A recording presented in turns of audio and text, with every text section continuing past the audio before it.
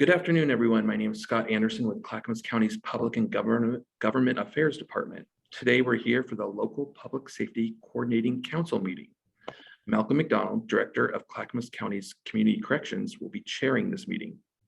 So today, there will be a public comment section available at approximately 1:20 p.m., if not sooner. I'll prompt any members of the public on how to make a comment at that time. People will also have the option to send in a question or comment via email, and we can go ahead and read those. You can send in those questions or comments into this email address. It's clacconews@clackamas.us. Again, that's clacconews@clackamas.us. If you do have a comment or question that you'll be asking in this meeting, we do ask that you provide your name and keep your comment to less than 3 minutes. With that being said, I'll now turn it over to Captain Malcolm McDonald. Good afternoon, LIPSIC members and guests and those in the audience. Excited to have everyone here today. I think some normal business to go through for our first agenda items, and then our fourth, I'm excited to have our guests from NPCC to discuss that agenda item. So let's jump right into our consent agenda items for approval of the minutes from our October 11th, 2021 meeting. If everyone's had a chance, or at least a couple of members that are willing to make them, I'll open it up for discussion. If there's no discussion items, I'll need a motion for approving those minutes. I'll make a motion to approve the minutes. We have a motion from Christina and a second from Rod Cook. Thank you. And are there any nays for approving the minutes moving forward? Hearing no nays, we'll move it, and the minutes have been approved. Yeah, get back into the procedural part here in my brain. The next item is my item, which is our Jri Progress Report. So this is July through December of 2021, which is the first progress report for this biennium for justice reinvestment, which is really a continuation of the program from last biennium. No major changes. We, as a group, went through the application process and approval, and subsequently the Criminal Justice Commission approved that grant. And just here in the last month, we got the agreement with the Criminal Justice Commission finalized before our board and all signed off on. So funding is coming in, and we're working in this sub-agreements with our victim services agencies. So that is moving forward successfully. I appreciate everyone's help with that process, because it is quite a lift to get through the Criminal Justice Commission's requirement, in particular this last application process. As far as the progress report goes, things tend to be, with our programs overall, continue to be impacted by COVID and COVID restrictions, by the restrictions that have been placed in capacity for our jail and capacity for our treatment program. Jail capacity has the greatest impact on pretrial. Well, we still have individuals coming through the system, just not the volume we had prior to COVID. And so our results are impacted by that. So we look forward to moving forward out of COVID, or having an increased capacity to see its overall effectiveness, but it's still moving in a positive direction.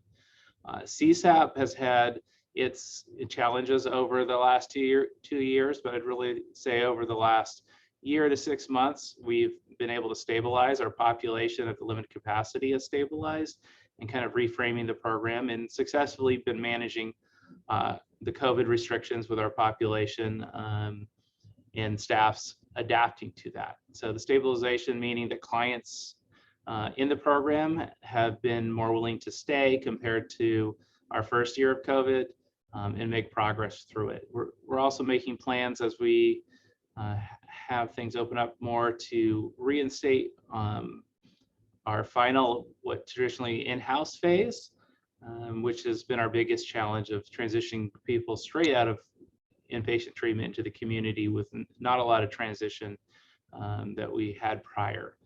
So we're looking forward to that moving forward. And the last kind of surge with Omicron had some impacts in having where we started to open things up and really had to quickly revert and reduce visiting again. And items like that, visiting for our population and having contact with those social supports is very important. And so we had to pause on that, but once again have been able to work back towards that and open it up. So success there with all that's going on still continues to move forward, even at a reduced capacity. But we look forward to all the programs moving forward in a direction with some less restrictions.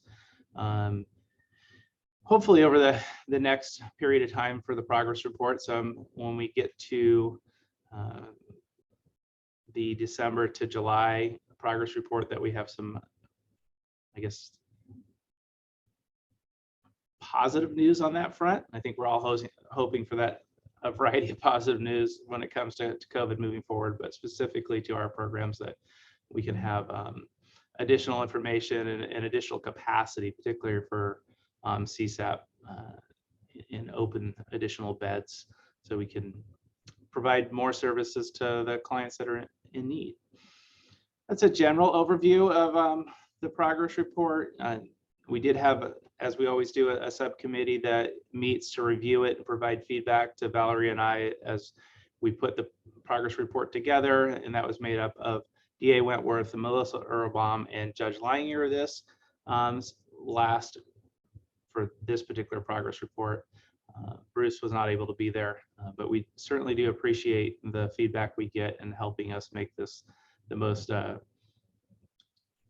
readable report, and also for the format that we have to submit it into for the Criminal Justice Commission. So we were able to make it a little more visually impact for this group, but ultimately a lot of cutting and pasting, and it goes into a Survey Monkey for the Criminal Justice Commission format. So once it gets to them, it does not look as nice as it does in the format we presented to you this time. I will first open it up for any discussion and questions about the progress report.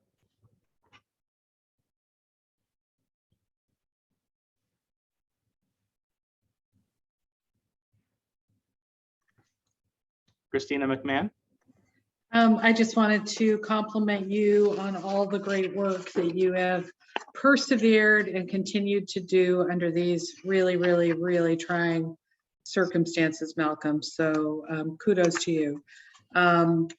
It's nice to see it all put together in one document like this, because it really, we could just get so busy doing our stuff. Sometimes we don't have a chance to pause and say, wow, we've actually accomplished something. So just wanted to give you that compliment. A question that I had, pre-trial, obviously I've got an interest in that, because at the beginning I went to that training and Courtney was involved. And so not a criticism, just a question. On page 6, where it talks about 58%, I think this is referring to the standard, I might be getting that wrong. 58% of the pretrial outcomes were successful, 41% were unsuccessful, one ended in death. So I'm curious, are the 58% successful? I'm trying to remember back to when we've looked at these progress reports several times, and I just can't remember. Is that in the ballpark of where we were in terms of being successful, or has that gone down a little bit? And that's not a criticism if it has. I mean, 6 months is a snapshot. But is that kind of in keeping with the successful and unsuccessful? I did notice the intensive, or what do you call it, enhanced? No, the one that went up to 76%. Intensive, sorry, intensive. I don't know all your lingo, but to me, those are the people we're really worried about not making it. And that seemed like a high percentage to me, 76%. So I was just kind of wondering how this stacked up, maybe pre-COVID or since COVID or whatever, if you know off the top of your head. Well, first we'll talk about a little about the population that's coming to pretrial is, I think pre-COVID, we had a higher number and a wider variety of individuals being placed on pretrial, as opposed to today, those that are getting held maybe at a higher level of crime. So I believe and I'm going to turn to Valerie, but if I recall correctly, our numbers are down compared to the initial. Or I think that is right. We had this just some of this discussion, and it has dropped, but the population with the reduction in the number of people being placed on pretrial is an impact too. But yeah, so really from when we started pre-COVID and comparing it during COVID, there's, as they would say, it's not necessarily an apples to apples comparison. And the reduced number of individuals makes it harder for us to study. So that's why really looking to when we have a more similar comparison time of the number of bookings and the number of individuals that can be held in custody. And I think it's fair to say ballot measure 110 impacts this too, with those, outside of COVID. I think we'll have to look at that as an impact on the population that was coming in and being placed on pretrial prior to the pandemic and prior to ballot measure 110. So there's some impacts to it, and there's a lot of changes going on in pretrial and at the legislative level, and that we may have some more discussion. So that may steer pretrial in certain directions. I don't want to get ahead of myself. Our program will continue, but there's statewide work on that, and I know Judge Langer is a part of that, and local discussions and how that will impact the program itself too. Yeah, but good questions. So I appreciate it, and I appreciate the support. I do say that over this, I really need to credit my staff for the work, and I need to credit on the report Valerie. She really makes that report happen. So yes. Emily, I saw your hand up. Yeah, I have a question about the reduced numbers that are on pre-trial. Is that partly a result of, well, maybe it's probably not. It's like court cases, I'm assuming, are still backed up. But that wouldn't affect the pretrial people. No, I think really it's because of COVID, jails around the state, including ours, are at half or reduced capacity. Mm-hmm. So the ability for individuals, forced releases are up because of that.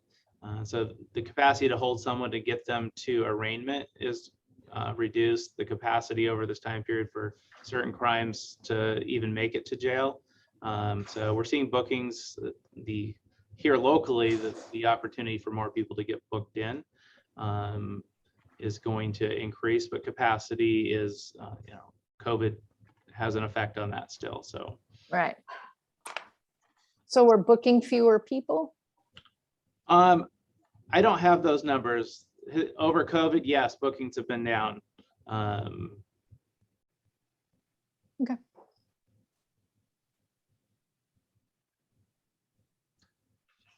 Additional questions?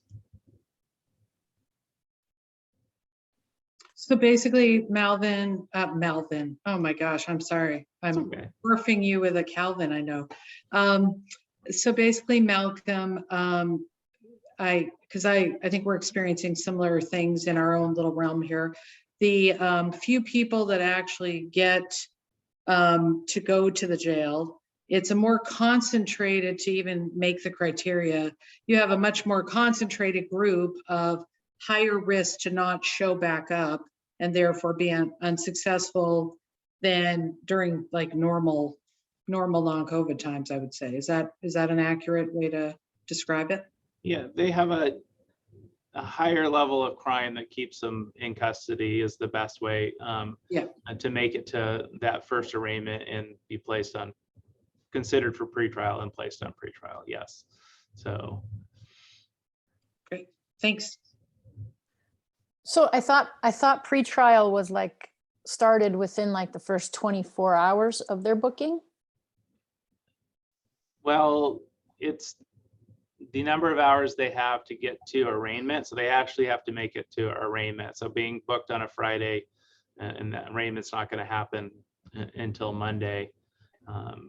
And depending on where their capacity is at the jail, at any time of the day, you could come in and not have the space to hold.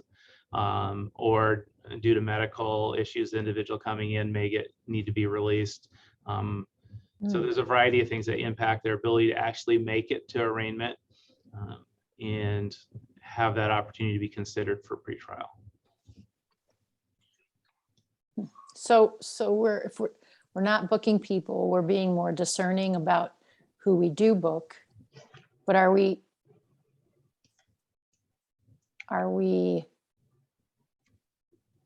but we aren't tracing, or we aren't like it's contact. There's a fair amount of cases that are cite and release, and those cite and releases get notices to appear at an out of custody arraignment. So those out of custody arraignments are still happening. They happen Monday through Thursday at 3 p.m. Today, for example, there's an overflow docket. So there's no shortage necessarily of cases coming in. It's just the use of the jail resources appears to be conserved for. And is there a numbers crunching about if that's working for us? Like, is it economically and public safety wise a helpful discernment process that we're using, or like, is it something we're going to be able to continue when life returns to whatever? Or I guess that's what I'm trying to get at. I don't know that we're at the point to fully reflect on what the impact has been by not having that jail space available, and the number of individuals that may be out there that were cited to appear or forced release that aren't showing up to court because they never made it to arraignment. I mean, it has an impact from new cases to, even supervision and violations of probation, or the accountability piece. So where's the kind of middle ground going to be when we have full capacity, and what that's going to look like? Definitely, getting people to their first arraignment. And there's a certain level of individuals that need to make it that far. But again, there's more work being done on the pretrial side, with some legislative changes, and the Oregon Judicial Department across the board that may have some additional impact. I don't want to say impacts, but steer the direction our program goes, along with other areas in the state. Really, we're unique. Not every county has a pretrial yet, but that's where the state's going and wanting to stand up pretrial programs at every jurisdiction there is. So, and I believe that community corrections wouldn't have data on those who are cite and released because they're not in our system. Right. Yeah. Yeah, of course. Okay, thank you. Welcome, Emily.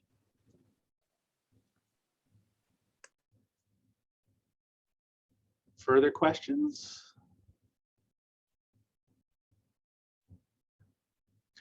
I would ask someone to be willing to make a motion to approve the Justice Reinvestment Progress Report. And yeah, I think we just need approval of the report to submit to the Criminal Justice Commission. I'd make a motion to approve. I'll second that motion. Any further discussion? Yeah. Any nays on the motion before us? No nays, the motion passes. Good. Thank you, everyone. We are going to move on to our final agenda item here, which I am excited. Seth, is it okay if I introduce? Please do. Okay. Well, we have Wendy Willis, who's the Executive Director of the Kitchen Table Democracy and the Director of Civic Engagement, National Policy Concession Center of Portland, from Portland State University. And she is going to be talking about the work that they'll be doing for the development of a LIPSIC EDI action plan. And so I've had the opportunity, and our subcommittees had the opportunity, to be working with Wendy and her group, and it's been really a good experience. So I look forward to the members that haven't met her yet having that opportunity. And she has Kristen right here with her too. Wendy, I'm going to pass it off to you. Thanks, Captain McDonald. We're really happy to be here with you today. I'm going to fiddle around with my computer for 1 second to try to get some slides up. Let's see. All right. Can you see that now? So these are not fancy slides, but it will help us guide our conversation a little bit today. Of course, at any time, feel free to ask questions or interrupt or argue, whatever you'd like to do. We're really excited to work with you. I'm here with my colleague, Kristen Wright, who you'll hear from in a moment, but I want to make sure that I introduce to you the rest of our team. Damon Isaiah Turner will also be on the team, and you'll hear from Nusat Ahmed or Mika Sakai in scheduling. So we'll have, once we get to the point where we're going to do some interviews with all of you, you'll hear from some member of our team. And at any point, of course, feel free to contact us. So we, as Malcolm said, we work at the National Policy Consensus Center at Portland State University. I list some of the programs that are part of our center, just because you may have heard of the programs. The National Policy Consensus Center is really the kind of the overarching program. And then there are different programs in addition to training and other educational programs in there. We have Oregon Solutions, Oregon Consensus, and Oregon's Kitchen Table. And we all do slightly different things. I'm the director of Oregon's Kitchen Table. That program, we mostly do working with the general public on issues of civic engagement, community participation, input into public decision-making. And then Oregon Consensus, you may have heard of, they do work on, it's more like we think of as sort of traditional dispute resolution, where there's multi-party dispute, it affects a public issue, and they need to come to some sort of consensus decision-making. And then Oregon Solutions works with communities just to implement a project. One of the big examples for that, when I used to work for Oregon Solutions, I was the project manager when the schools in Vernonia flooded. So you may remember they had 2 100-year floods within about 3 or 4 years of each other. And they needed to get the school moved out of the red zone so that they could get insurance. So they had to get they had a huge project that involved both a quick urban growth boundary expansion, and raising $40 million in that tiny little town to move their entire school system. So it wasn't a dispute, but it was just a project that required lots and lots of assets. So that's the kind of thing that Oregon Solutions does. The team that you have working on this project came together largely because we have had some contact with the criminal justice system or the public safety system. So Kristen will tell you a little bit about the work that she did with LIPSICs before. Damon, who you'll meet through this process, he's also worked with LIPSICs. And though I'm doing very different work now, I was a federal public defender for 10 years and did a lot of work both in state and federal courts. So have had, a good deal of experience with the criminal justice system, though have been away from it and doing this kind of work now for a good number of years. So altogether, really what brings our programs together is we're doing collaborative processes, just like that's what you're doing here together, where you're bringing folks together from different agencies, from different sectors of the community to do a common project. And this is just a whole bunch of examples We did a large project in Tillamook about their flooding problem. We did a project with NAYA, the Native American Youth Association, who many of you may know. They did a really cool project that involved multi-generational housing so that elders lived in some of the housing units and had a school on site, so that there was a sort of mentorship program that went back and forth between elders and youth. It was a really successful, really cool project. We thought, you might want to hear about the Blues Intergovernmental Council. It's, as with you all, it's largely all governments working on a plan for the Blue Mountains. We've done a project on equitable education. I have to plug right now, we're in the field on a very large project about high school graduation requirements. So please go to Oregon's Kitchen Table and participate in the online survey, because we want to know what you think about high school graduation requirements, particularly for the folks, who work with youth that may be having a tough time in the traditional system. We'd love to hear from you. So those are the kinds of projects that we have participated in. Though if you went to the website, you'd see hundreds and hundreds of projects that over time that we've brought teams together. So here we are with you, and Kristen will share a little bit about just what to expect next. I think we were glad to hear from Malcolm when he first called with just the question of, could you all help us put together a collaborative process to get to your equity plan? And of course, we're excited to do that, because that's, we ourselves have been working on an equity plan. We're working on equity plans with many, many, many of the folks that we're working with in the community. And so we're excited to be there with you as well. So I'm going to turn it over to Kristen to talk about the LIPSIC, her work with the LIPSIC. Thank you, Wendy, and nice to meet you and be with you all. As Wendy mentioned, I work with Wendy at the National Policy Consensus Center, mainly working in the teaching and training programs there and the Oregon Solutions program. But as Wendy mentioned, we've had some work with local public safety coordinating councils in the past. In 2015, myself and my colleague, Damon Isaiah Turner, who, as Wendy mentioned, is part of this assessment team, we worked in a partnership with the Association of Oregon Counties over a 3-year program where we supported 14 LIPSICs in improving their collaborative decision-making and their collective action and positive community impacts. So generally that involved some field visits to understand, the context that each of those LIPSICs were working in, and training and consultations, mainly with the LIPSIC coordinators and chairs.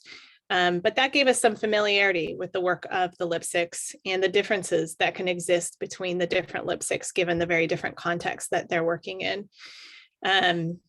Wendy, if you will go to the next slide. Thank you. So often when we engage with folks on a particular project, the very first thing that we do is conduct an assessment or collaborative assessment. And I just want to share a little bit with you all about what that is and what you might expect.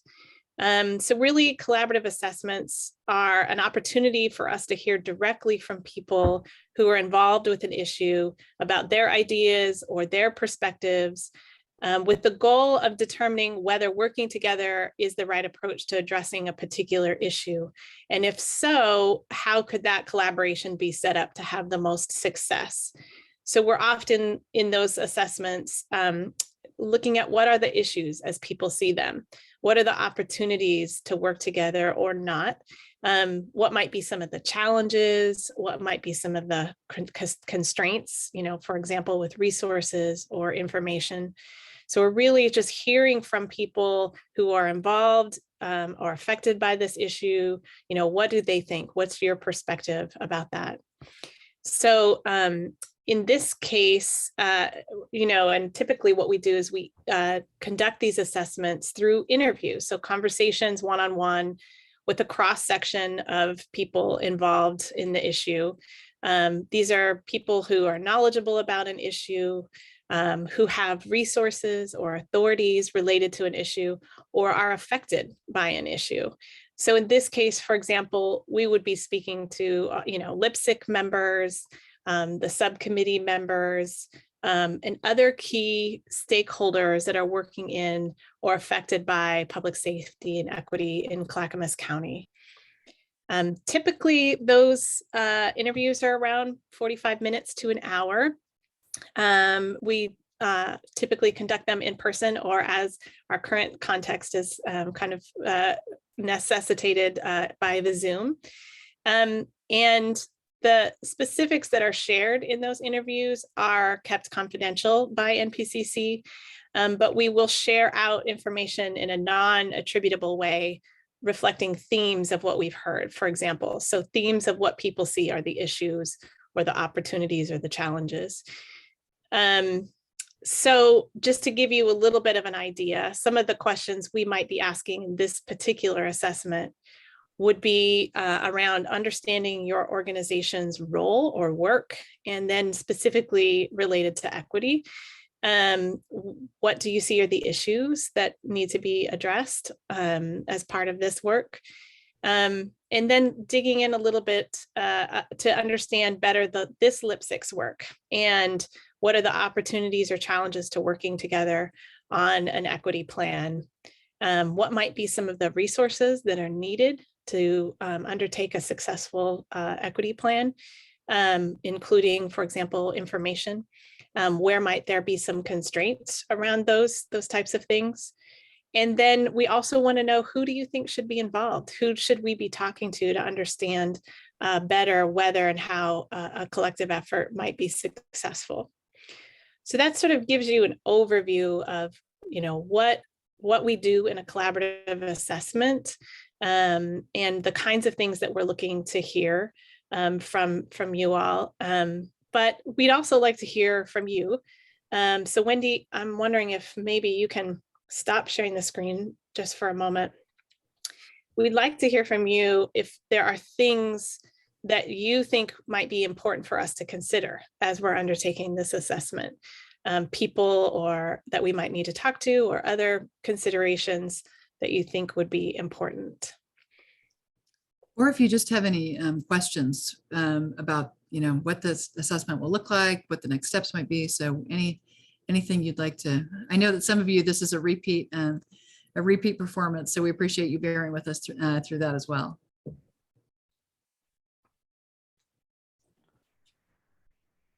Well, I can share a couple of thoughts. It also catches the larger group up with some of the things that have happened in the work group. One is, after we got the report back from the capstone project, a couple of things were kind of evident from that, which I think was one of our assumptions going in, which is, have data, like have a way of showing whether, what the system is, how the system is working. So to that end, I'd be curious as you do these interviews to collect, like, how do you know how you're doing from a racial equity perspective? What do you look at to know whether things are going up, down, staying the same, et cetera? Because I think that's a long-term goal. And then, the other thing that came out of that capstone was transparency, to have, active kind of sharing of those data and some active way to share with the community. I would say that's an interesting idea because, really LIPSIC hasn't taken a particularly active role in community engagement other than these being public meetings. As a body, I think each of the members, we do a lot of community engagement. So, figuring out what our bandwidth is to do that, or how we kind of pull that off, is another question that I've just been, sitting with as we've, started the work group and kind of just began to kick off the work. I think just to piggyback a little bit on what Seth had mentioned is how do we connect to bring it full circle? How do we connect the different agencies that really is going to make a difference? That's where the substance is going to come from. It's not just a law enforcement thing. It's not just a DHS issue. It's a whole criminal justice process that we need to look at. And how do we connect one another through? Because I think Seth's right. individually, we do a lot for the different organizations, but we do it for our purposes through our lenses. And how do those lenses interconnect with one another? I don't know, I hope I spoke with Seth, hope you agree, because I think that's what we talked about. Yeah, no, I think you painted it perfectly. You know, how do we look as a system? What does public safety really look like for everybody in the public? And, you know, when we created our mission and vision, we talked about as a system that identity wouldn't be a predictor of how things went for you in the system. But that's not something that's been done really. You know, we're made up of a number of agencies. So to demonstrate that the system is a challenge. That's really helpful. Thank you. Just to making some notes here a little bit about those three areas around sort of data and how people are determining how things are going. What kind of data or information are they looking at? Sort of transparency and sharing information out. How could that look like? What's the capacity for doing that? And then how do we look at this at a system level, like the interdependence between the different entities that are involved here? That's really, really helpful information. Is there other thoughts or questions about what it is that we're doing or who we are?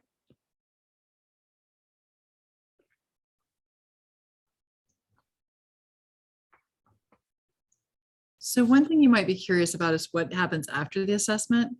So as Kristen mentioned, there'll be this summary of sort of themes that came up, and then this sort of recommendation, like this seems like a good time to go forward in a collaborative process, or the capacity is too low and people need, you know, maybe in 6 months, or, you know, kind of a thought about what it looks like, what the snapshot of the moment is. And then some design questions then about, like, you know, a timeline and what a process might look like, and what some of the factors that might improve the likelihood of success. So that'll all be in that summary. So it'll be it'll be thematic, but it'll also have some recommendations, not the content type recommendations like you heard in the capstone, but some process recommendations that might be helpful to you going forward. Yeah, just as a reflection, this is really our phase one. And this will help us guide and hopefully build a phase two and compete for some funding. As a second piece, this project is funded by our Justice Reinvestment Funding, and there is additional funding that should be opening up this year to fund the phase two of it. And the other thing I want to point out, because Wendy's been kind enough to point out, there's a lot of interest in what we're doing. They're getting questions, and people around the state are looking at this project that we're doing. So we're attracting some positive attention, and that's exciting too. Makes me a little nervous, but it's exciting. Yeah, that's great. We also go ahead, Kurt. I was going to say, so far it's coming in the form of encouragement. So I would take that as a compliment. Go ahead, Kristen. Sorry. Yeah, it's also really important that we hear the key folks, the perspectives of the key folks in this regard. So if you have thoughts about important people that we would want to talk to really understand the perspectives of those people who could help affect this plan, but also who are affected by this plan, we would love to hear your ideas about who we should be talking to. And you can certainly reach out to Elizabeth if you have ideas now, or when you participate in the interview, you'll have another opportunity to provide names, and we can build from there. So we have capacity for room for additional people. The subcommittee has provided a number of names too, but certainly there's capacity to build upon that. I also see this as an opportunity to help, what other things can Lipstick do or re-engage in moving forward that hasn't happened in the past, or maybe has. I mean, it's had varying degrees of participation and varying degrees of subcommittees that have worked on projects that influence the local criminal justice system. So I think this is an opportunity to look at where connections can be made or reconnected to out of this project. Would it be possible to include people who have been through the Clackamas County Public? Those with lived experience in our Yes, justice. yes. Yeah. Thank you. Absolutely. Yeah, definitely. But given, privacy concerns, et cetera, we'll take our lead from you about how to make those contacts, of course. I probably could have a source for individuals that be willing to participate that are been out of the system for a period of time, but certainly have lived experience here locally. That'd be great. Yeah. Yay.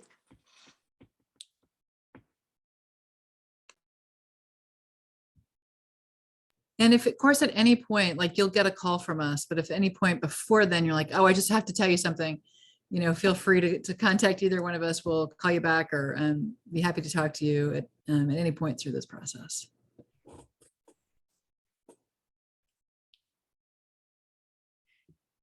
Yeah, well, I think that's all we had, Captain McDonald. So unless there are other questions or comments, I think that's it for us.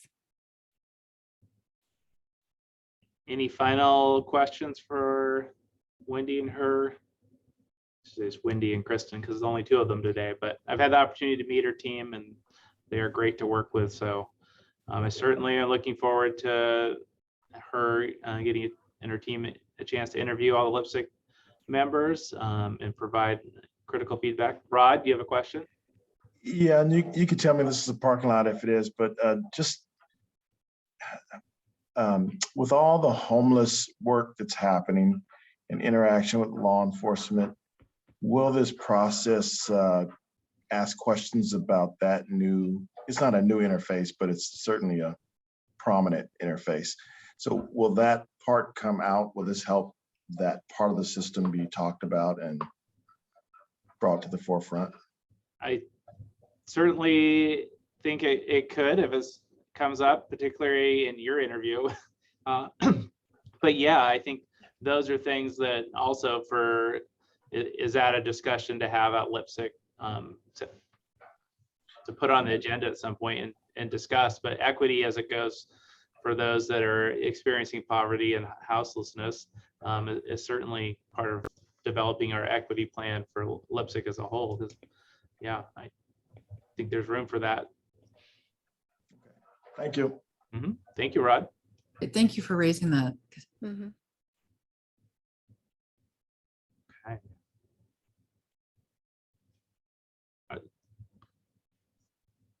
Any other items from the group before we open up for any public comment?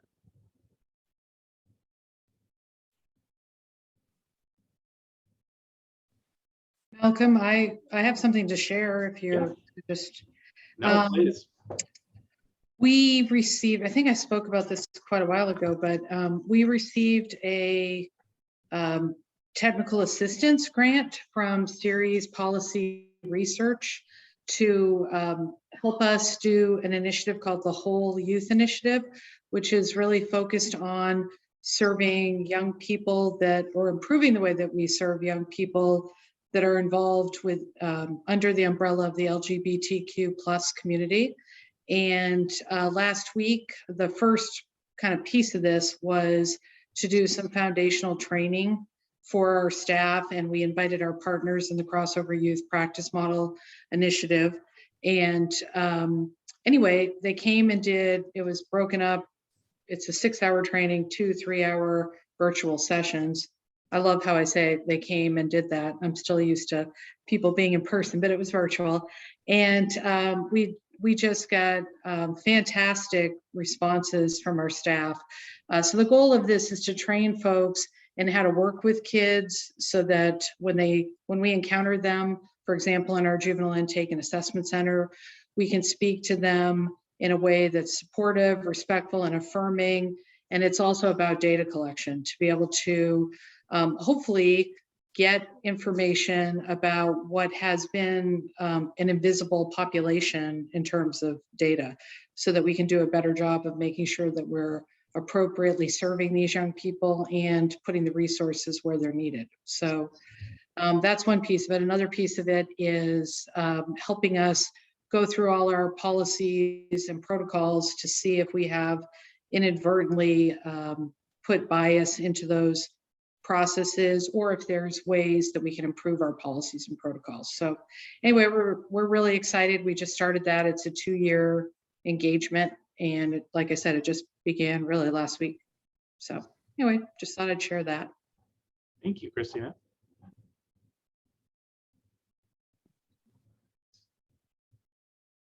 Anyone else? Judge Leininger. Hi there. It's great to hear from about the DEI work. I wanted to make sure everyone is aware that there is a really active DEI committee here at the courthouse that is meeting today at 4 actually, but it encompasses all the kind of staff components of our circuit court team, and doing a wide range of work. And so it'll be nice to try to bring together some of that mission and work into the thinking that goes into our justice system-wide planning. And I'll email potential interviewees' names, is that right? Is it to you, Malcolm, or others? You can either go to Elizabeth or to Wendy. Wendy's email is in the chat there. Yeah, Elizabeth can help make sure. I mean, I would be able to get it there too. Great, thank you. Good meeting. Thank you. Thank you for that. Well, we'll go ahead, Scott, if you want to open it up, if there's any public comment or if you've received any emails or messages. Sure. So at the beginning of this meeting, I mentioned that there will be time for public comment. Now is that time. If you have a comment you'd like to make, you have 2 options. You can raise your hand in the chat and you'll be able to make your comment. You won't appear on screen though, but this committee will be able to hear you. Or option number 2 is just send in your comment to our email address at clacconews@clackamas.us. If you'd like to chat, please be sure to keep your comment under 3 minutes. So with that, if you have any comment you'd like to make, please raise your hand in the chat. I see that we have 2 attendees, but nobody wants to ask anything, and I'll check our email real quick. And no one has emailed in any questions. So I will turn it back over to you, Malcolm. Thank you, Scott. Well, with no questions or public comment, I am going to adjourn the meeting. I appreciate everyone making it today and the good questions, the good interactions.